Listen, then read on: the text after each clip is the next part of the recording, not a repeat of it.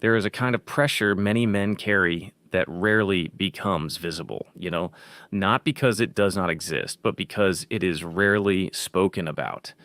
From the outside, a man may look calm, stable, composed. He goes to work, he handles responsibilities, he solves problems, but inside, many men are quietly holding a collection of expectations. Expectations about strength, responsibility, control. These expectations are rarely announced out loud, but they are deeply felt because from a very young age, many men absorb a simple message about their role in the world. You must handle things, even when they are heavy.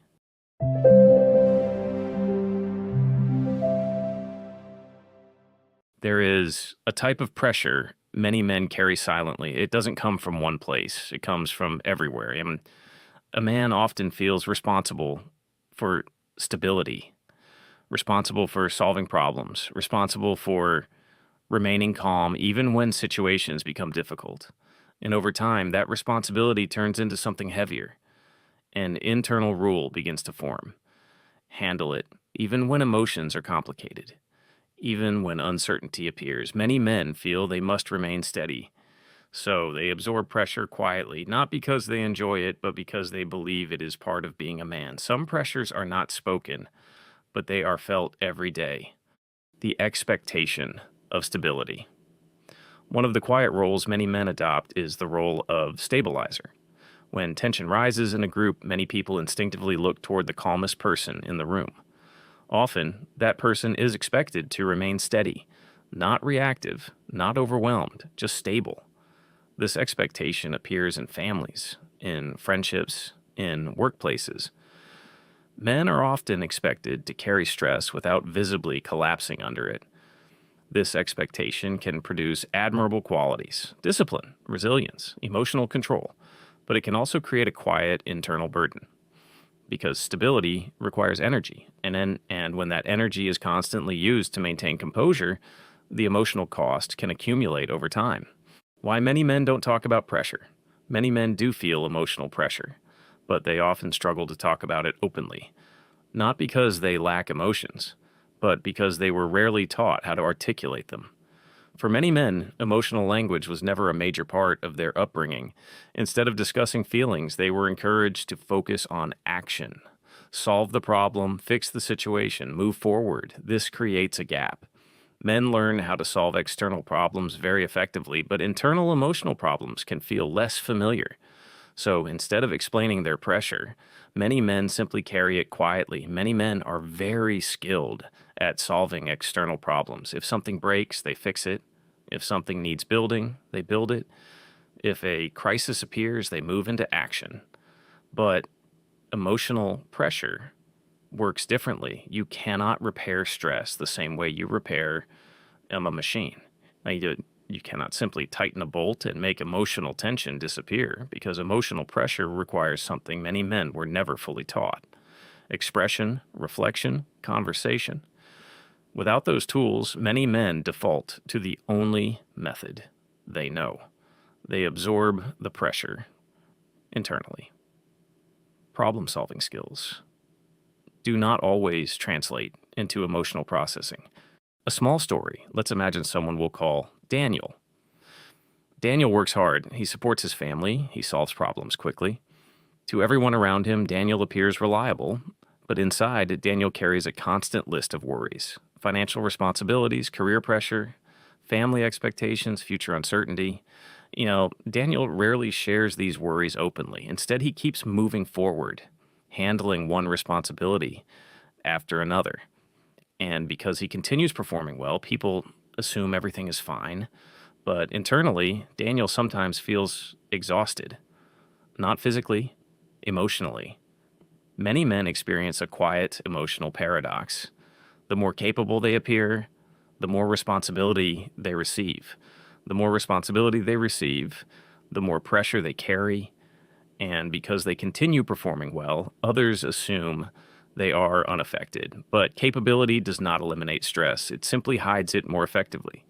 A man who appears strong may still feel overwhelmed. He simply handles the pressure privately. Strength does not mean the pressure disappears.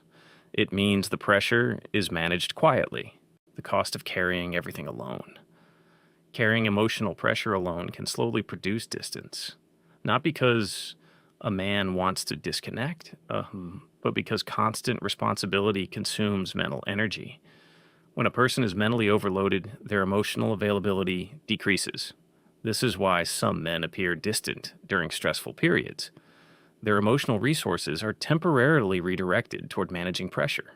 Without understanding this dynamic, partners or friends may interpret this distance as disinterest, but often it is something else entirely. It is emotional fatigue, emotional containment. Many men develop a skill called emotional containment. They compartmentalize problems, they separate emotions from responsibilities. This skill can be useful in crisis situations, but when used constantly, it can also limit emotional expression. Over time, a man may become so accustomed to containing pressure that expressing it feels unfamiliar. Many men learn to contain their emotions rather than release them.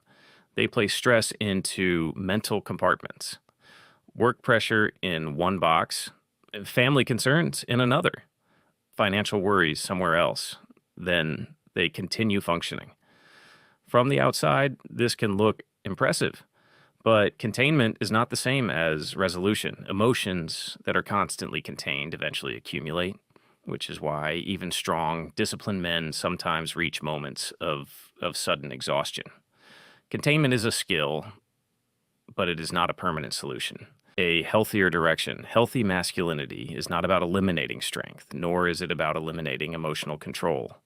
Those qualities remain valuable, but they become healthier when balanced with something else. Expression, and communication, reflection, strength does not require isolation. A capable man can still share what he carries. This shift does not weaken masculinity, it stabilizes it.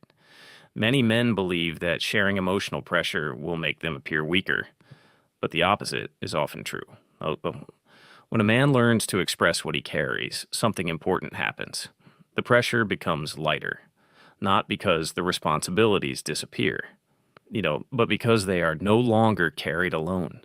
Healthy strength includes the ability to communicate, because strength that is completely isolated eventually becomes exhausting. Real strength is not just about carrying weight. It is about knowing when to share it. Let's close here. Many men walk through life carrying responsibilities that are rarely acknowledged, expectations of stability, expectations of strength, expectations of reliability. These expectations can build admirable character, but they can also create quiet emotional pressure. Understanding this dynamic does not diminish masculinity. It clarifies it.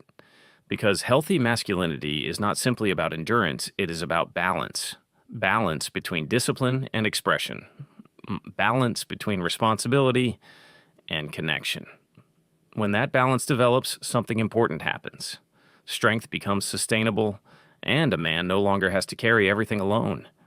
If this conversation resonated with you, take a moment to reflect on how emotional pressure shows up in your own life. And if you want to continue exploring the psychology behind male emotional experience, stay connected. Because understanding these inner dynamics is one of the most powerful ways a man can grow, both for himself and for the people around him.